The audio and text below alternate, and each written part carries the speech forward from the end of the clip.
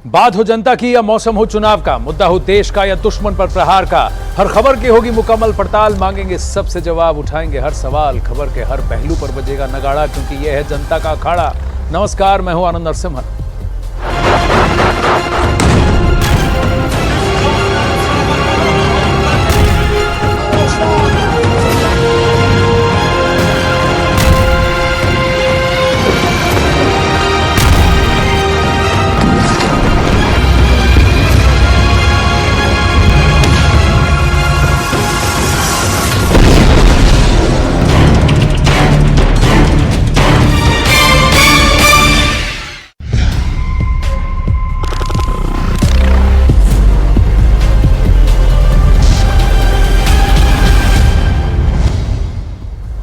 अखाड़ा में इस वक्त बड़ी खबर आ रही है। इजरायल के साथ जंग में हमास को एक बहुत बड़ा नुकसान हुआ है। लड़ाई में हमास का एक और कमांडर मारा गया है।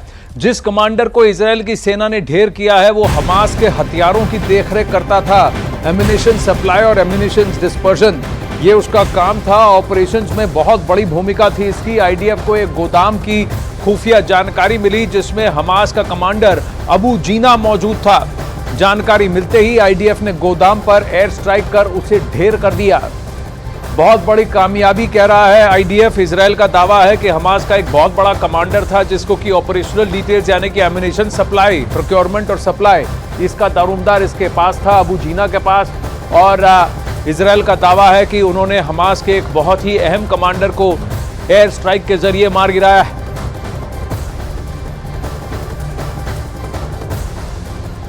हमास अपने अंत के नजदीक पहुंच रहा है, लेकिन इजरायल के लिए युद्ध का चैप्टर हमास के अंत से ही खत्म नहीं होने वाला है, क्योंकि हमास के बाद बारी हिजबुल्लाह की आने वाली है।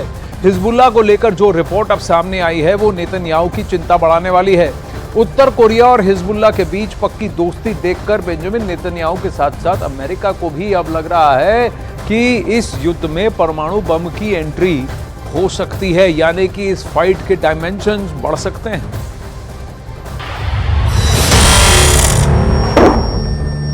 हिजबुल्लाह का सबसे नया वीडियो। लेबनान इजरायल बॉर्डर पर एक पोस्ट के पास सफेद रंग का ट्रक जा रहा है, तभी होता है एंटी टैंक मिसाइल से हमला। इस हमले में ट्रक पूरी तरह जलने लगता है। उसमें क्या था ये कोई बताने को तैयार नहीं, लेकिन बाद में इजरायल की पोस्ट पर अचानक हरकत बढ़ जाती है। कुछ लोग भागते हुए नजर आते हैं। हिजबुल्लाह के इस पिन पॉइंट अटैक ने इजरायल में बहुत बेचैनी पैदा कर दी है। क्या हिजबुल्लाह उत्तरी इजरायल पर चढ़ाई करने वाला है? क्या हिजबुल्लाह सिर्फ इस बात का इंतजार कर रहा है कि गाजा में जैसे ही इजरायल की फौज फंसेगी वो उत्तरी बॉर्डर पर युद्ध शुरू कर देगा? हिजबुल्लाह के हमले का सही वक्त क्या हो सकता है? इसे लेकर नेतन्याहू से लेकर बाइडन दोनों पसोपेश में हैं। हिजबुल्लाह ने लेबनान इजरायल बॉर्डर पर कई हमले करके साबित कर दिया है कि इजरायल की उत्तरी सीमा अब सुरक्षित नहीं बची है। अगर गाजा पर ग्राउंड ऑपरेशन शुरू होने के बाद हमास, हूथी और हिजबुल्लाह ने एक साथ इजरायल पर हमला किया तो इनको एक साथ रोकना इजरायल के लिए बहुत बड़ा चैलेंज बन जाएगा। और तब अमेरिका की मदद के बिना हालात ऐसे बन सकते हैं कि ये तीनों फोर्स इजरायल की सेना को रौंद कर आगे बढ़ जाए।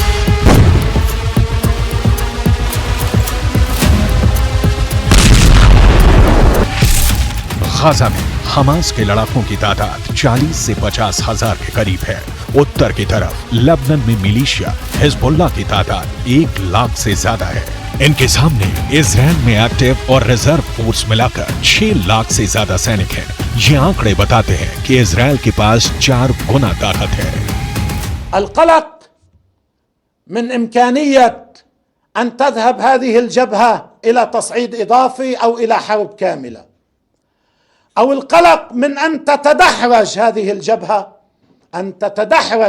الجبهة إلى حرب واسعة، وهذا احتمال واقعي ويمكن أن يحصل، وعلى العدو أن يحسب له كل حساب। इस बीच बड़ी रिपोर्ट यह है कि इराक के मिलिशिया हश्द अल शाबी ने अमेरिका के सैन्य अड्डों पर ड्रोन के बाद मिसाइल से हमले शुरू कर दिए हैं। इन हमलों में सबसे खतरनाक मिसाइल का नाम है अल अक्सा 1। अल अक्सा 1 ईरान की फतेह 110 का ही एक नया वर्जन बताया जा रहा है, या कहें कि ईरान ने यह मिसाइल इराकी हिजबुल्लाह हश्द अल शाबी को सप्लाई की और उसने इसका नाम बदलकर अल अक्सा 1 कर दिया। यह ऐसी मिसाइल है जो हिजबुल्लाह के पास पहले से है। यह एक टैक्टिकल मिसाइल है जो छोटा परमाणु बम भी दाग सकती है। The barbarism is led by an axis of terror. The axis of terror is led by Iran. It includes Hezbollah, Hamas, Houthis, and their other minions. They seek to bring the Middle East and the world back to a dark age. They seek to torpedo, to derail any progress towards peace and the progress and the promise that we had in our budding peace treaties with our Arab neighbors. इसीलिए इस ballistic missile को लेकर अब सबसे बड़ा सवाल पूछा जा रहा है कि क्या हिजबुल्लाह के पास टैक्टिकल हमले के लिए परमाणु बम भी हो सकता है, ऐसा परमाणु बम जिससे कम दायरे में बड़ी तबाही मचाई जा सके। क्या हिजबुल्लाह के चीफ हसन नसरल्लाह ने यह परमाणु सीक्रेट अभी तक छुपा कर रखा हुआ है? 2006 में अमेरिकी कांग्रेस को दी गई एक रिपोर्ट में कहा गया था कि लेबनान की मिलिशिया हिजबुल्लाह के उत्तर कोरिया से गहरे संबंध हैं। उत्तर कोरिया हिजबुल्लाह को हथियार भी देता रहा है। इसमें रॉकेट और मिसाइल से लेकर बम और गोले भी हैं। उत्तर कोरिया के लीडर किम जोंग उन को हिजबुल्लाह का बहुत बड़ा फैन कहा जाता है। उत्तर कोरिया ने फिलिस्तीन का भी हमेशा समर्थन किया है और अब दक्षिण कोरिया से ऐसी रिपोर्ट आ रही है कि जो रॉकेट हमास और हिजबुल्लाह इस्तेमाल कर रहे हैं उन पर मेड इन उत्तर कोरिया वाली छाप लगी हुई है। इनका लॉन्चिंग सिस्टम 2014 में ही उत्तर कोरिया से सप्लाई किया गया था। ऐसे रॉकेट हमास को भी मिले, हिजबुल्लाह को भी दिए गए।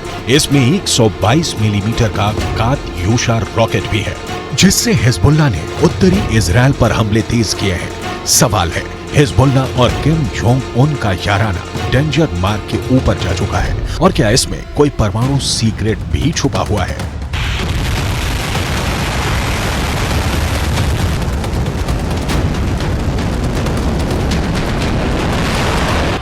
फिलहाल इजराइल पर एंटी टैंक हमलों ने हिजबुल्लाह के इरादों को खतरनाक रूप दे दिया है। इजराइल हिजबुल्लाह के हथियारों को लेकर डरा हुआ है क्योंकि उसने अब तक जो एक्शन दिखाया है उसमें इजराइल की कई बड़ी पोस्ट के चीथड़े उड़ चुके हैं।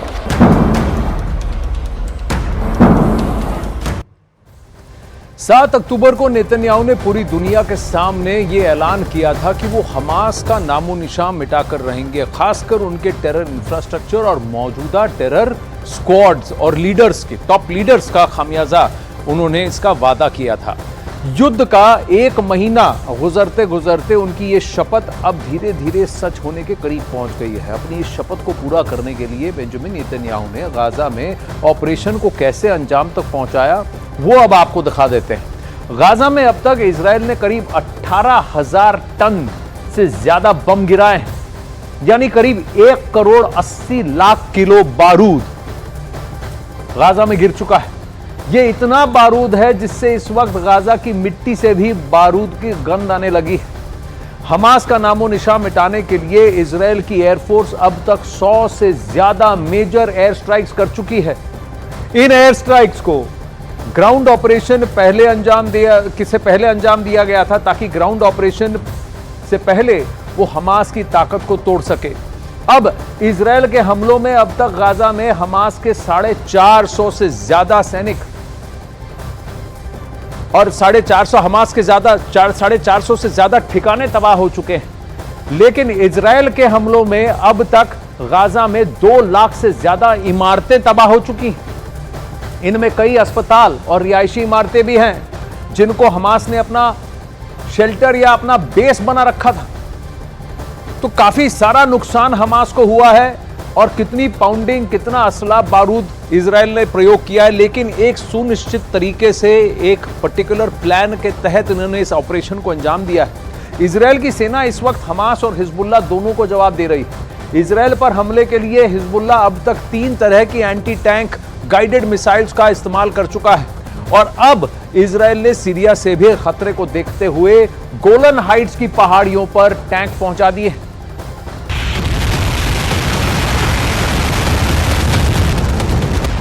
लेबनान, सीरिया और इजराइल के ड्राई जंक्शन वाले इलाके में हिजबुल्लाह का पूरा कंट्रोल है।